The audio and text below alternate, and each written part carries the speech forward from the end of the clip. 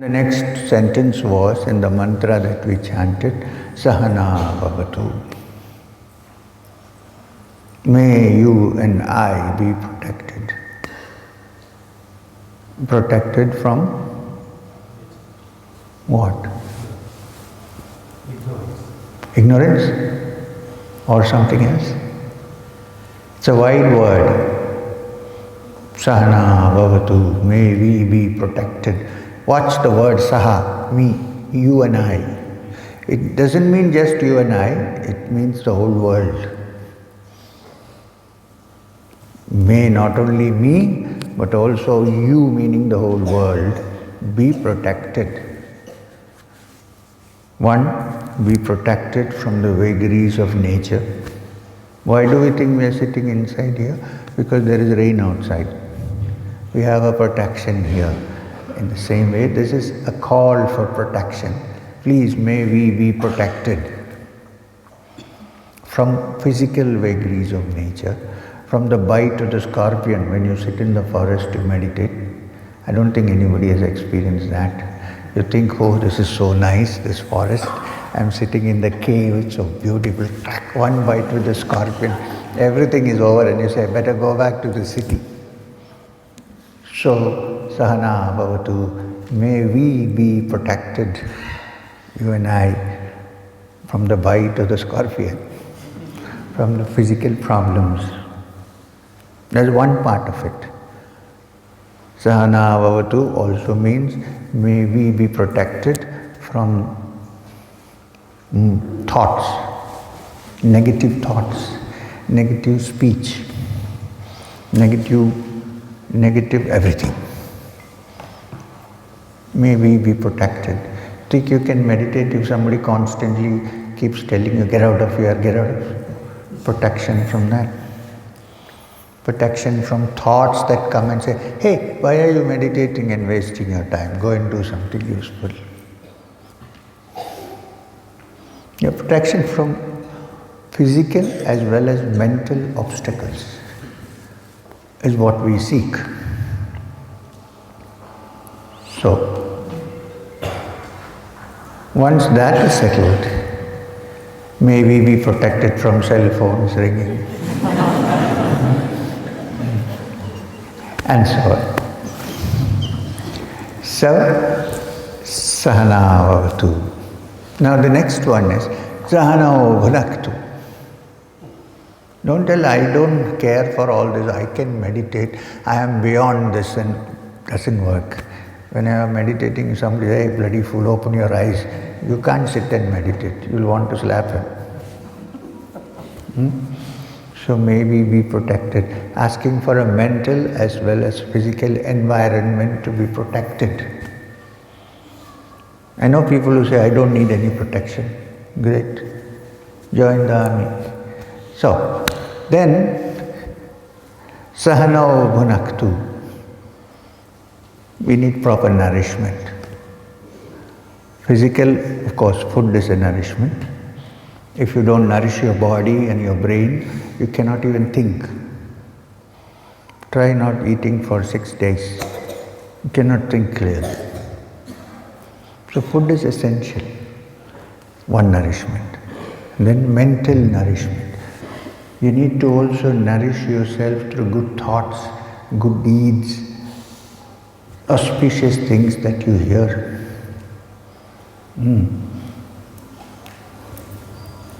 And auspicious things that you see. Sarve Bhadrani Pashyantu. May I see everything that is auspicious. So that is also food. Good music is food. Good teachings are food. Good understanding is food. So when you say Sahana Bhunaktu, it includes all these things, not only physical food. And not to forget, good air to breathe. Can we get good air to breathe in Delhi? No, there are many Delhi people here.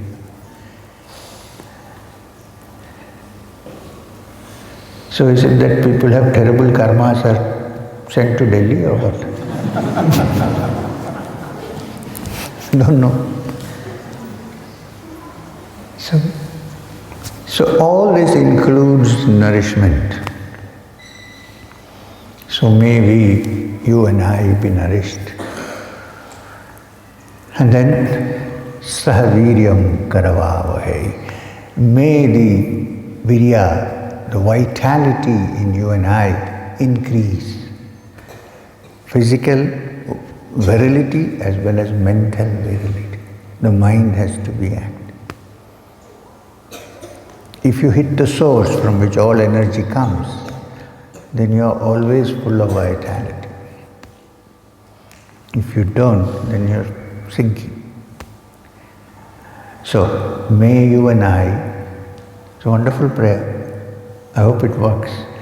May you and I be also, may our virility increase, may our energies increase.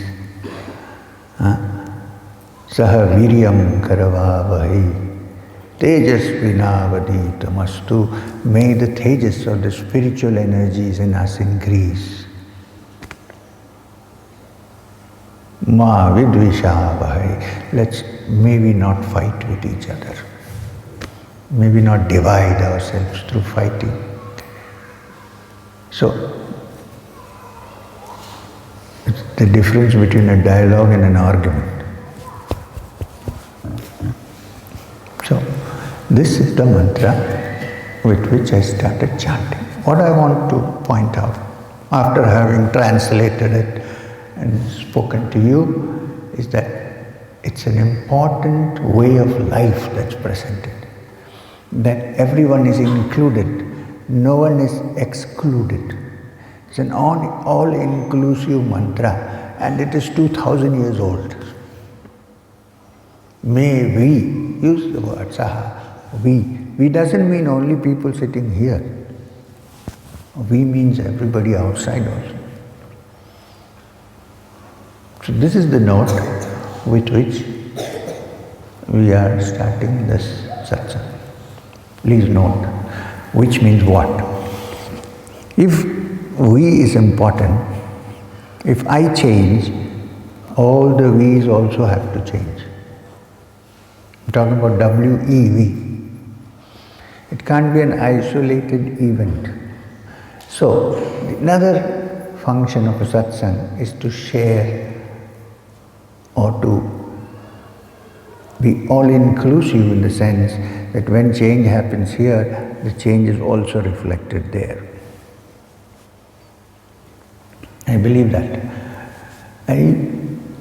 From my understanding, we don't know about the soul at the moment. At the moment you don't know Atma, you say, we don't know what is Atman, indefinite. But we know there is a mind. That we know. Whether the mind is part of the brain or whether the brain is part of the mind, that's a different question. But we know there is a mind because we think. We all think. In fact, Descartes said, we think, therefore we are. I think, therefore I am. If I don't think, I don't know even if I exist. I am. So we all think. Therefore we have a mind. If we didn't think, we wouldn't even know that the mind existed. We think, therefore we have a mind. Okay. Now this is what I want you to understand carefully. It's linked in some way to the mantra chanted before. It's the other aspect of it. And what is that? All of us have some common emotions which are shared. We, you and I. Fear.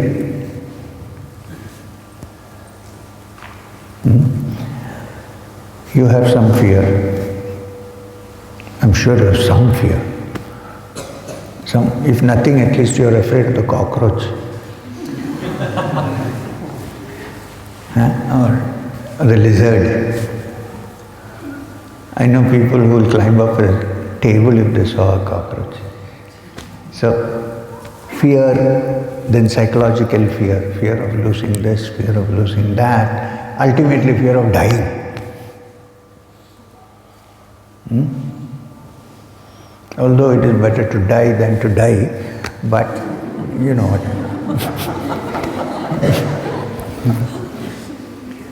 Not for young people, okay? So there is this fear of small things and fear of big things, fear of growing old, fear of being condemned, fear of losing hold on others, which gurus have usually, fear of this, fear of that. There is fear of everything. My fear may be different from your fear. I may be afraid of something myself and you may be afraid of something else, but the common factor is fear. It may not be the same object. The common factor psychologically in the mind is fear. I may be afraid of losing my job. Somebody else might be afraid of finding a job because all freedom is lost. So there are different kinds of fears which different people have, but the common factor is fear. Right? You don't need any Vedanta, you can understand it. Simple. Okay, in the same way, anger. I may be angry with something or of something. I may be angry of a certain circumstance or a certain person or a certain deed. You may be angry of something else, about something else. The object of anger may be different from you and me. What is the common factor? We all have anger. Yes or no? I'm sure somebody has no anger, great, but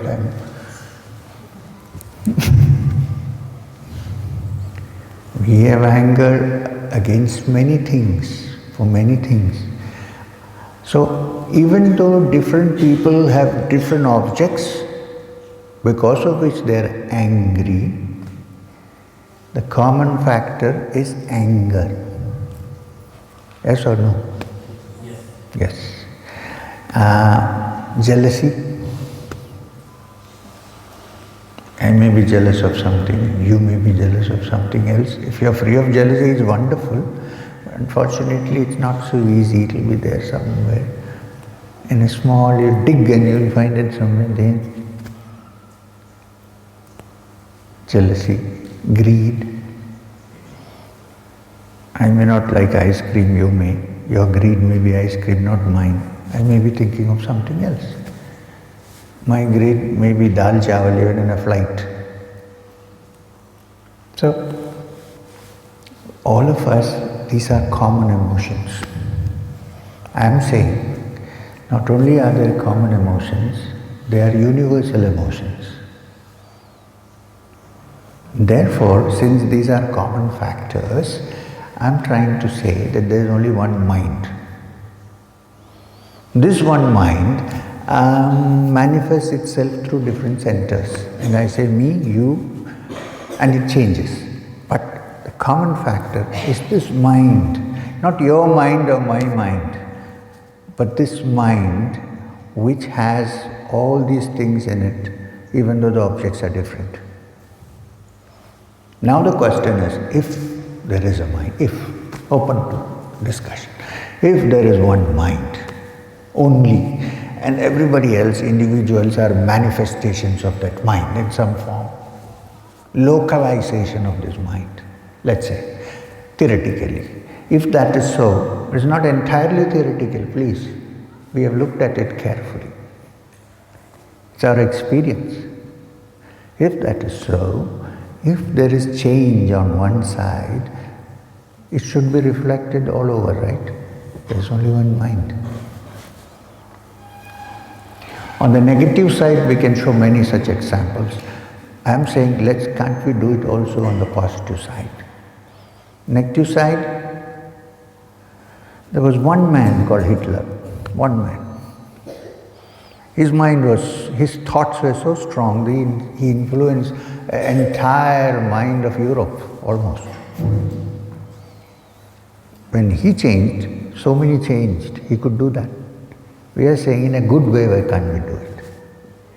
If one part of the mind changes and becomes good and better and more giving and less self-centered, it should be reflected everywhere because it is one mind.